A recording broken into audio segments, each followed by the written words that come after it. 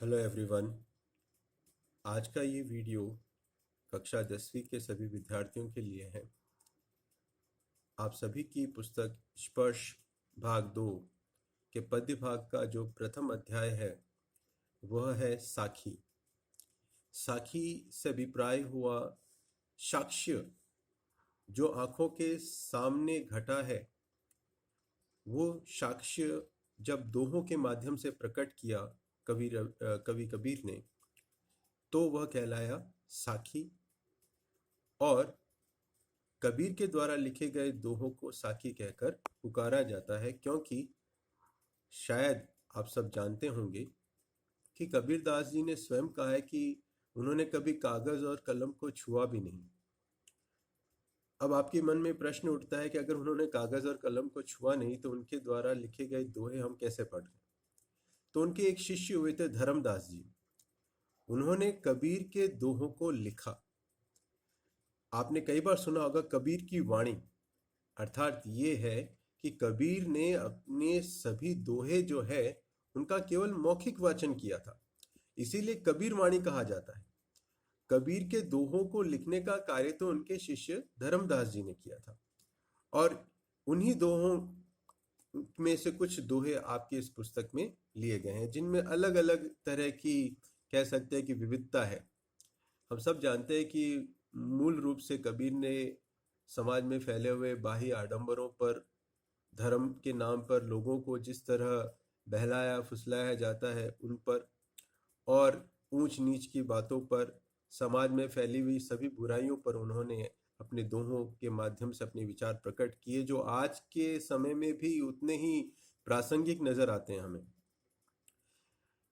पहले के जो वीडियो है उसमें आप दोहों के भावार्थ से परिचित है, अर्थात आपने इस पाठ में जो 8 दोहे आए हैं उनका भावार्थ आपने समझ लिया है। इस वीडियो के अंतर्गत मैं पहले 4 दोहों पर आधारित प्रश्नों पर चर्चा करने वाला हूं, जिसमें जो पहला दोहा आता है वह है मीठी वाणी पर आधारित। कभी कबीर कहते हैं कि हमें अपने मन का अहंकार त्याग कर मीठे वचनों का, मीठी वाणी का प्रयोग करना चाहिए। वहीं दूसरा दोहा जो है वो आता है कि ईश्वर तो हमारे मन में विराजते हैं और हम उसे मृग के समान, जिस मृग के शरीर के भीतर कस्तूरी होती है और वो उसे जंगल में ढूंढता रहता है लेकिन उसे कभी प्राप्त नहीं कर पाता, कुछ उसी प्रकार ईश्वर तो हमारे मन में है, हमारे भीतर है और हम उन्हें बाहर खोजते हैं।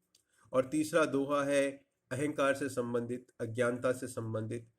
मन में जो आपके द्वेष, घृणा, इस तरह के जो भाव हैं, इन भावनाओं की वजह से जो आप ईश्वर से अलग हो चुके हैं या आपको ईश्वर की शक्ति का एहसास नहीं है, उस पर यह दोहा लिखा गया है। और चौथा दोहा जो आज के परिप्रेक्ष्य में या आज के दौर में बिल्कुल सटीक साबित होता है कि सुखिया सब संसार है, खाए और सोए, दुखिया दास कबीर है, जागे और रोए। अर्थात इस संसार में सुखी वही है जो अपने लिए जीवन जी रहा है, जो अपने स्वार्थ से प्रेरित है, वो सुखी है, वो आराम से खाता पीता और सो जाता है। दुखी कौन है? जिसको इस समाज में फैली हुई बुराइयां नजर आ रही है और जो इन बुराइयों को दूर करने की कोशिश भी कर रहा है, वो व्यक्ति इस संसार में दुखी है। और उसी दुखी व्यक्ति की तुलना कबीर ने अपने आप से भी की है। तो वो दुखी थे, उसने समाज में जो कुछ नजर आ रहा था उससे उनको पीड़ा होती थी, और वही पीड़ा उन्होंने अपनी वाणी में, अपने दोहों के माध्यम से प्रकट की है। तो पहला प्रश्न आपके किताब में आपसे पूछा जाएगा कि मीठी वाणी बोलने से औरों को सुख और अपने तन को शीतलता कैसे प्राप्त होती है। सीधा सा उत्तर बनेगा इसका, जिसमें आप ये लिख सकते हैं कि मीठे वचनों का जब हम प्रयोग करते हैं तो उन मीठे वचनों को सुनकर सुनने वाले के मन में किसी प्रकार की बुरी भावना का जन्म नहीं होता। वो किसी प्रकार से हमारे, कह सकते हैं, हमारे लिए नकारात्मक सोच उसके मन में उत्पन्न नहीं होती, और ना ही वह हमारे कहे गए वचनों से कह सकते हैं आहत होता है। इस वजह से उसको सुख की प्राप्ति होती है। वहीं हमारे मन को शीतलता इस बात से मिलती है कि हमने अपने वचनों से, अपनी वाणी से किसी के हृदय को चोट नहीं पहुंचाई। सबसे बड़ा सुख यही है कि आप अपने वचनों से, अपनी बातों से किसी को चोट ना पहुंचाए। कहते हैं ना कि चोट लगती है तो उसका घाव भर जाता है, लेकिन किसी की कही गई बात से जो चोट लगती है वो घाव कभी नहीं भरता। तो यही चीज़ यहाँ पर समझाने का प्रयास किया इस दोहे में भी। लेकिन आपको इतना सब कुछ नहीं लिखना, मैं आपको एक कह सकते हैं कि तरीका समझा रहा हूँ कि उत्तर में आप क्या क्या लिख सकते हैं। तो इसको आप अपनी तरफ से कंपाइल करें, इसको समराइज करें और इसका एक अच्छा उत्तर बनाकर लिखें। दूसरा प्रश्न आपसे किया जाता है कि दीपक दिखाई देने पर अंधियारा कैसे मिट जाता है। साखी के संदर्भ में स्पष्ट करना है आपको कि भाई जो साखी है या जो दोहा है जिसमें कहा गया है कि दीपक दिखाई देता है और अंधकार मिट जाता है, ऐसा क्यों कहा है कबीर ने। ये तो हम सब जानते हैं कि जैसे ही आप किसी कमरे में घना अंधकार है और आप दीपक को प्रज्वलित करते हो तो जैसे प्रकाश फैलता है, कुछ उसी प्रकार यहाँ दीपक की तुलना किससे की गई है? ज्ञान से। दीपक की तुलना की गई ज्ञान से। जब तक हम अज्ञानी हैं, जब तक हमें नहीं पता कि हमारे जीवन का क्या लक्ष्य है, क्या उद्देश्य, हमें ये जीवन, मानव जीवन क्यों मिला है, तब तक हम केवल माया और लोभ में ही फंसे रहते हैं।